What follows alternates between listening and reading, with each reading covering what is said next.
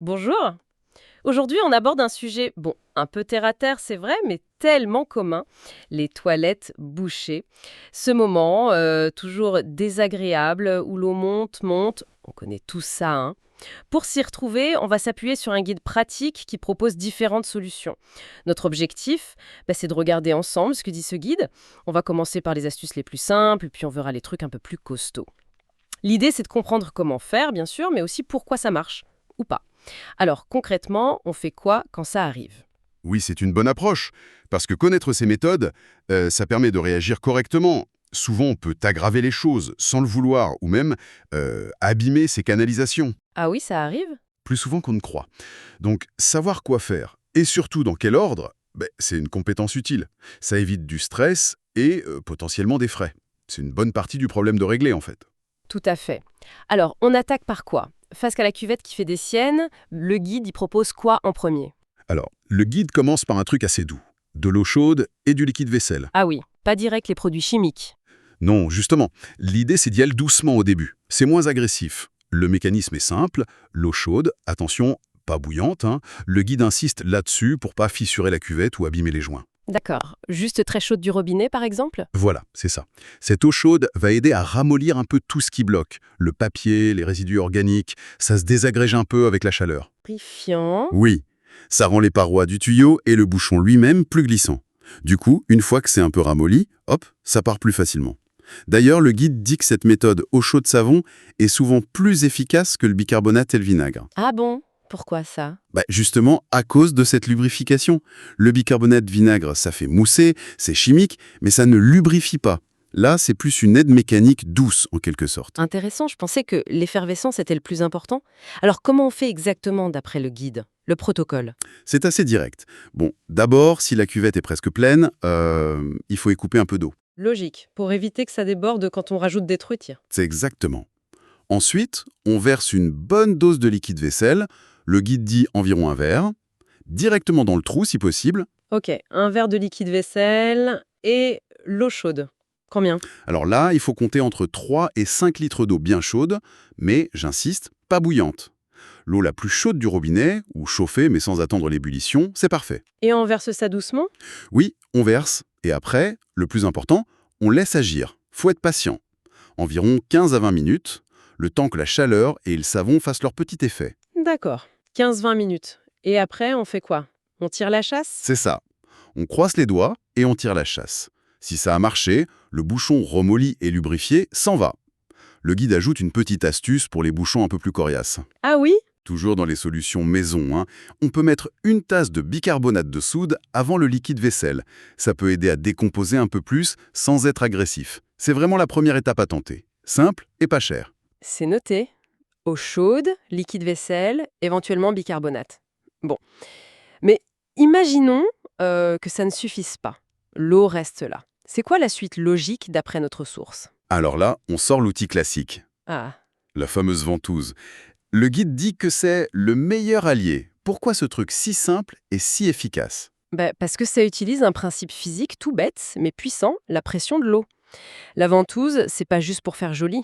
Quand on l'utilise bien, elle crée un seau étanche sur le trou au fond de la cuvette. D'accord, ça bloque l'air. Voilà. Et ensuite, quand on pompe, on fait deux choses. En poussant, on met la pression sur le bouchon avec l'eau.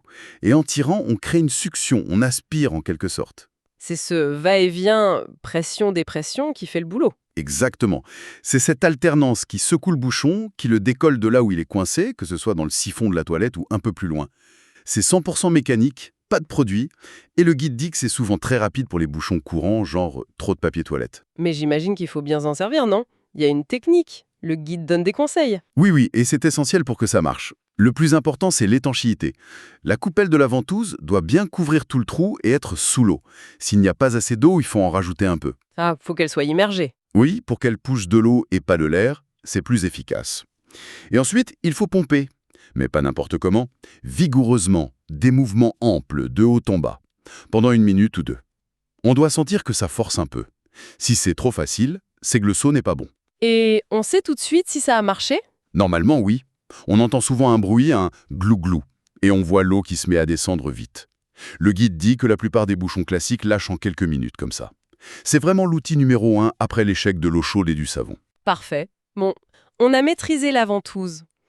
Mais si même elle n'y arrive pas, on sent que c'est plus costaud ou peut-être plus loin. Le guide prévoit ça, j'imagine? Absolument. Si la ventouse ne donne rien, ça veut souvent dire que le bouchon est soit très compact, soit plus loin dans le tuyau, là où la ventouse n'a plus d'effet.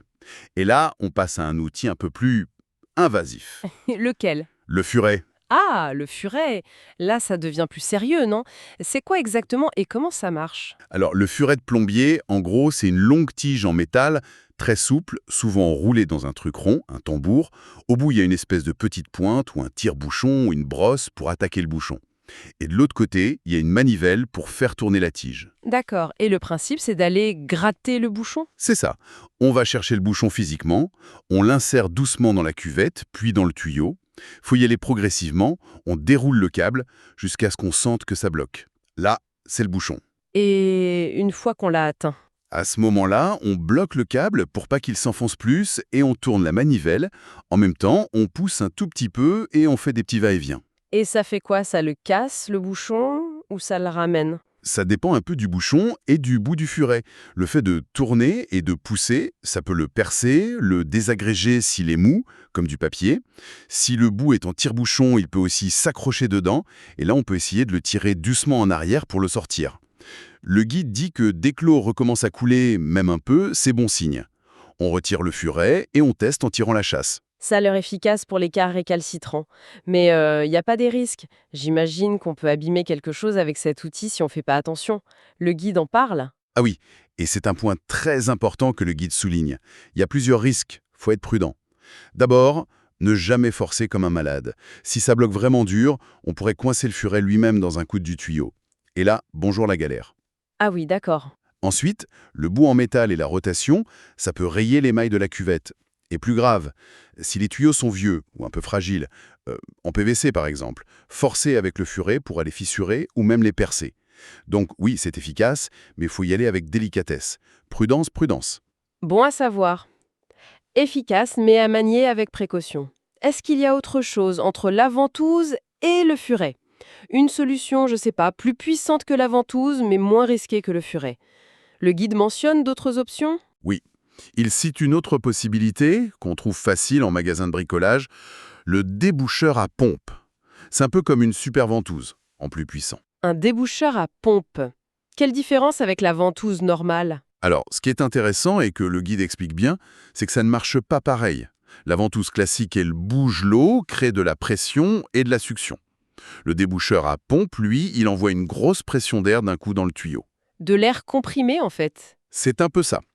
Il a un embout qui ressemble à une ventouse pour faire l'étanchéité au fond de la cuvette, et puis on actionne une pompe, un piston, ça comprime l'air et paf, ça envoie tout dans le conduit. Et c'est plus efficace que la pression de l'eau. D'après ce qu'on lit, oui, pour certains bouchons.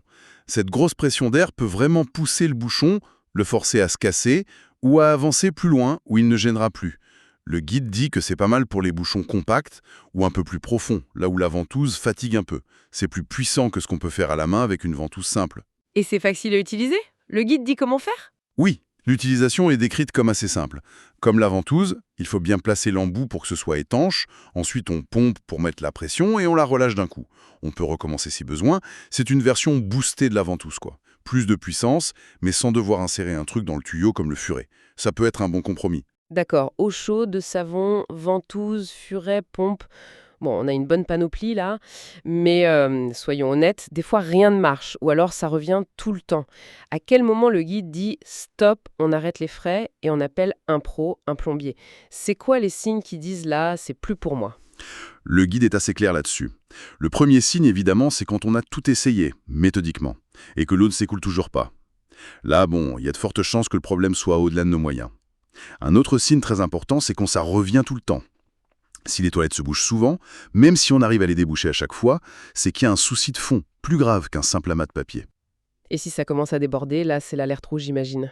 Ah oui, carrément. Débordement imminent ou en cours, on arrête tout, on touche plus à rien et on appelle un professionnel.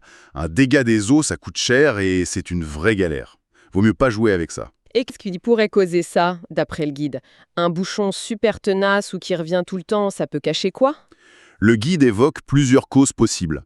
Ça peut être un problème plus général de l'évacuation de la maison, par exemple une fosse septique qui est pleine et qui ne peut plus recevoir d'eau. Ah oui? Ou alors les canalisations elles-mêmes.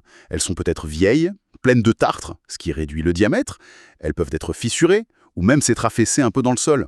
Parfois, ce sont des racines d'arbres qui rentrent dans les tuyaux et qui bloquent tout. Des racines d'arbres, carrément. Oui, ça arrive. Ou alors, quelqu'un a jeté un objet solide par accident et il est coincé loin. Et dans tous ces cas, il n'y a que le plombier qui peut faire quelque chose. C'est ça. Si on regarde la situation dans son ensemble, le plombier, lui, il a du matériel bien plus costaud. Des furs électriques longs et puissants. Des systèmes de nettoyage à haute pression. L'hydrocurage. Et surtout, il a des caméras. Des caméras? Oui, des petites caméras qu'il peut envoyer dans les tuyaux pour voir exactement ce qui se passe. Où est le problème et c'est quoi. Ce diagnostic, c'est crucial. Le pro, il ne fait pas que déboucher. Il trouve la cause. Et ça, c'est la garantie que la solution sera durable et que le problème ne reviendra pas 3 semaines après. C'est plus sûr pour toute l'installation. C'est très clair. Donc on a un cheminement logique grâce à ce guide. On commence simple et doux, eau chaude, liquide vaisselle. Si ça suffit pas, on sort les outils mécaniques, ventouse puis éventuellement furet aux pompes si c'est résistant, mais attention au risque. Et surtout, on sait reconnaître quand ça nous dépasse, quand il faut passer la main à un expert pour pas faire pire. Exactement. L'idée principale qui ressort de tout ça, c'est qu'il faut une approche méthodique et être informé. Si on connaît les différentes solutions, si on comprend comment elles marchent, et surtout leurs limites, eh bien, on peut gérer ce petit tracas de manière plus sereine, plus efficace.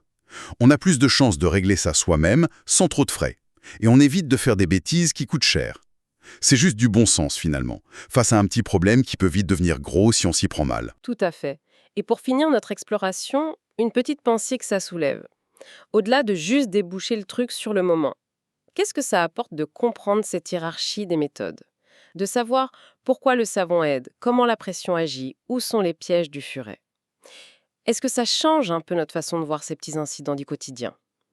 Peut-être que la vraie compétence, au fond, c'est pas tant de savoir pomper comme une folle avec la ventouse, mais plutôt de savoir évaluer la situation, de sentir le moment précis où il faut arrêter de s'acharner. Le moment où continuer, c'est risquer de transformer un simple bouchon en une facture salée. La prochaine fois qu'un blocage arrive, avec ces éclaircissements en tête, quelle sera la première réaction? Et surtout, quelle action on évitera peut-être? Voilà, une petite question à méditer pour optimiser nos futures interventions de plomberie maison.